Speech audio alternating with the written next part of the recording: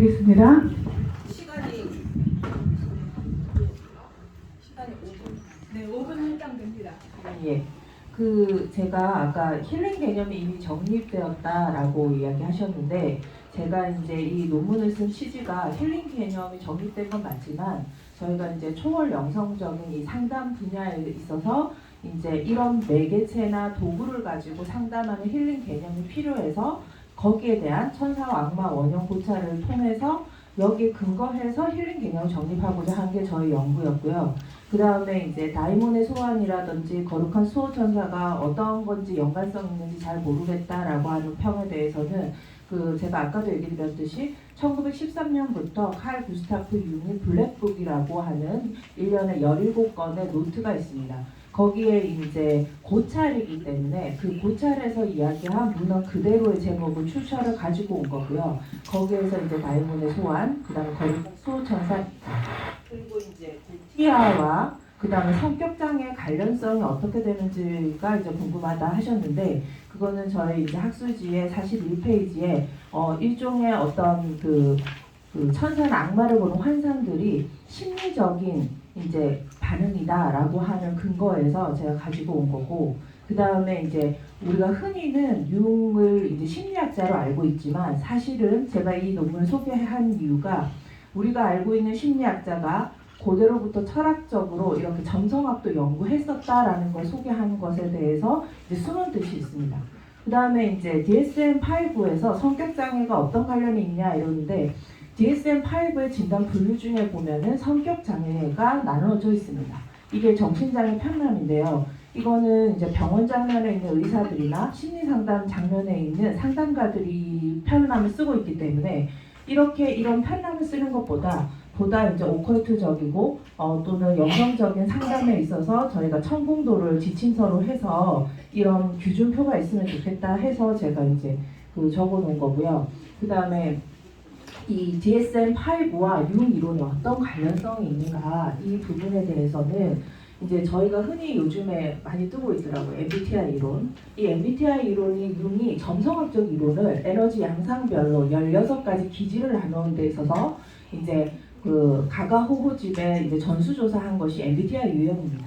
그래서 이것도 사실은 점성학의 기원이라는 것입니다. 그래서 이제 그런 설명들이 조금 더 이제 제가 많은 문헌들을 이제 참고해서 이제 시도한 논문이기 때문에 설명력이 부족한 거는 맞습니다. 그런데 이제 거기에 대한 근거나 이게 이제 여기가 이제 명리 철학회이니까 저희가 이제 점성학이나 타로에 대해서 이제 배경 지식으로 있는 이 부분에 대해서는 저희가 이제 좀 설명을 구태여 할 필요가 없었기 때문에 제가 담지 않았는데, 그렇게 이제 이해해 주시면 좋겠습니다. 네, 감사합니다. 네. 네, 감사합니다. 다음에는요, 명리학의 육신 개념에 관해서 아까 김재근 선생님이 질문을 몇 가지 하셨는데요.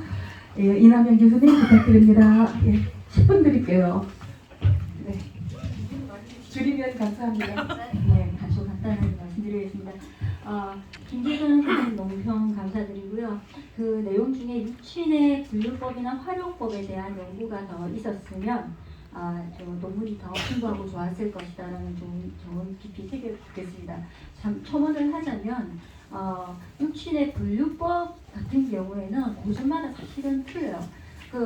가족관계를 정의하는 데 있어서도 무조건 나를 생겨주는 것만이 정의, 예를 들어서 정인이 엄마인 경우는 대체로 일치합니다만은 아버지 같은 경우에 저희가 편지를 아버지로 보지 않습니까? 그렇지만 여기 언급은 안 했습니다만 명리 야건 같은 고전에 보면은 무조건 나를 생해주는 인자는 정의는 부모로 본다, 이런 식의 어떤 설명이 돼 있는 고전들도 있거든요. 그래서 그런 부분만 따로 기회가 되면 논문으로 한번 또 소개를 하는 기회를 갖도록 하겠습니다. 그 역할론에 있어서도 마찬가지가 되겠습니다. 오늘 경청해 주셔서 감사드리고요. 저희 학교 학생분들 정말 진심으로 고맙습니다. 네, 마진 선생님 감사드립니다. 네, 이번에는요, 신경수 교수님 아까 못다 하신 말씀이 나누실 것 같은데요. 네, 말씀하십시오. 일단 논평문이 상당히 아프네. 어쨌든 첫 번째가 뭐였냐면은 농마동양이 곡본명리에서 차지하는 위상이 어떠한가. 아까도 얘기했지만은 곡본명리에서 록마라고 하는 것은 북이 격국의 상징입니다. 그러니까 록마 천을긴이 삼길신이죠. 여기 신사를 운영하는 데 있어서 3대 축입니다. 축, 기둥. 거기에다가 이제 을급, 병급, 갑을, 병적, A, B, C, D급 파이 신살들이 붙어가지고 록마 이론을 이제 다양하게 만드는 겁니다. 가감 일으키고 많고 적고 높고 낮고 여러 가지 현상을 일으키죠. 거기에서 신살의 축은 바로 록과 역마, 천을긴. 그 중에서 록마가 이제 핵심이죠. 그래서 사주에 록마가 있기가 대단히 힘듭니다. 여러분 사주에 보세요. 정말로 록마 있기가 쉬운가? 그런데 그 록마가 한 지지에 있다라고 하는 것은 굉장히 희귀한 사안입니다. 이걸 확률적으로 따지면 10%가 될까 말까요? 이미의 사주에서 보자면 10명이 1명 있을까 말까 할 정도로 희귀한 겁니다. 그래서 고대 곡본 명리론에서 록마 동양은 대북이 격국의 하나의 상징이었다. 그 상징을 태동하는 자평, 그러니까 서자평과 자평의 후학들이 모를 리가 없다는 거죠. 왜냐하면 그 사람도 봤을 명리론의 고전 테스트라고 하는 것은 곡본 명리서 거기서 봤을 거 아닙니까, 그죠? 왜냐하면 태동하는 후학들이 먼저 쓴 책을 본다는 건 곡본 명리서를 봤어야 되죠. 거기서 이미 록마 동양이 대귀격이고 대북이격이라는 걸 모를 리가 없다는 거죠. 그런 상황에서 재관을 바꿨다는 거, 이건 심상치 않은 일입니다. 그다음 두 번째, 서자평의 재관양미가 재관상미, 이거 논리적 비약이 있어 보인다라는 얘기인데 맞는 말입니다. 근데 논리적 비약 위에는 설명할 길이 없어서 그런 겁니다. 제 말을 반박해도 좋은데 반박이 쉽지가 않습니다.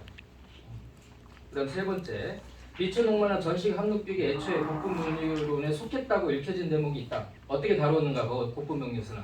예를 들어서 전식 함록벽은 무토일과 경신씨, 시에 경신씨가 있는 겁니다. 이건 뭐냐면은 잘 생각해 보십시오. 사신합을 한단 말입니다.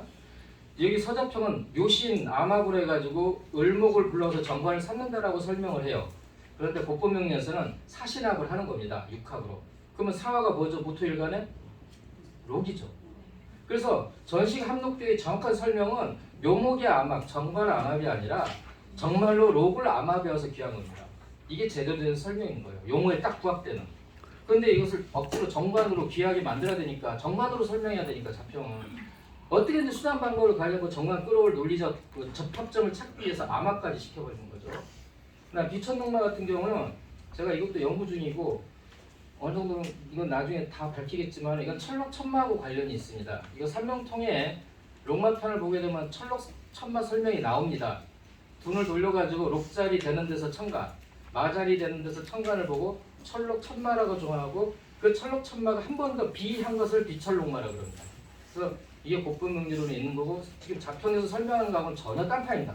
전혀 그냥 상식적인 겁니다. 록마를 가지고 설명하는 겁니다. 그냥 그 정도로 하고요. 네 번째, 록죽관설, 록시석 됐는데 록죽관설에서 록을 왜 정관으로 간주했는지 다시 정리. 그리고 록시록설 세태. 아까도 말했지만은 서자평은 오직 왕세와 생극으로 모든 명리론을 다 설명할 수 있다는 신념을 가진 인물입니다. 왕세와 생극이면 다 돼. 일간 위주론을 통해서. 라고 하는 생각을 했는데 여러분 잘 생각해 보십시오. 록의 공식대로 록을 적용하게 되면은 정관하고는 항상 불편합니다. 왜냐면은 일간의 록자리들은 일간 왕지라는 뜻은 정관은 항상 뭘 하는 자리, 꺼지는 자리, 약해지는 자리죠. 그렇기 때문에 록을 중시하는 이론과 정관을 중시하는 이론은 양립할 수가 없는 겁니다. 공존, 접합 지점이 아예 없어요. 그러니까 록이 좋다라고 하는 순간 정관은 무조건 나빠야 되는 거죠. 그죠? 정관이 좋다라고 하는데 록이 좋을 리가 없죠. 그러니까 록과 정관설은 최고 지점을 록과 정관설로 놓는 순간 둘은 접합 지점이 없다. 어느 한쪽은 포기해야 된다. 근데 서자평은 록을 포기해버리고 정관을 집어넣어버린 거죠. 그러면서 록이 정관이라고 치환을 해버린 겁니다. 일종의 합법적, 그러니까 대선배의 자격으로 변통수를 발휘한 거죠. 그걸 자평의 후학들은 대선배가 말을 했으니까 맞아 하고 그것도 현장에 써보니까 좀 맞네. 그래도 2중 3중으로 합법화해서 계속 진행이 됐던 거죠. 록시록설이 세탁이 된 이유는 세탁이 된 이유는 아까도 말했지만은 록을 정관으로 봐야 돼요. 자평명리에서 록은 어떤 개념이냐면 일간의 왕지입니다. 일간의 왕지만으로 귀하게 됐다? 이것은 자평의 생극 논리를 강조하고 정관을 위에다 놓고 보는 자평 후학들은 인정할 수가 없는 거예요. 일간의 왕지 가지고 어떻게 대성공을 했다는 거야? 막말로 거지 아닙니까? 비유법제가 세다는 얘기인데 그게 어떻게 성공 출세가 돼? 그러니까 자평의 후학들은 록 가지고 대성공, 대길기했다는 것을 논리를 설명할 수가 없는 거예요. 그러니까 기어이 록을 제해버리고 그걸 정관으로 바꿔야 됐던 거죠. 그러니까 록을 록이라고 보고 그 록 때문에 기뢰에서 성공 출세했다라고 하는 이론은 점점 도태돼 갈 수밖에 없는 거고.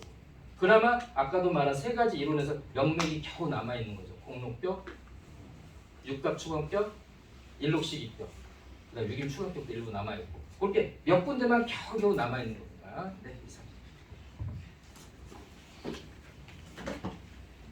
감사합니다. 예, 이어서 조민환 회장님의 그 마무리 말씀을 듣도록 하겠습니다.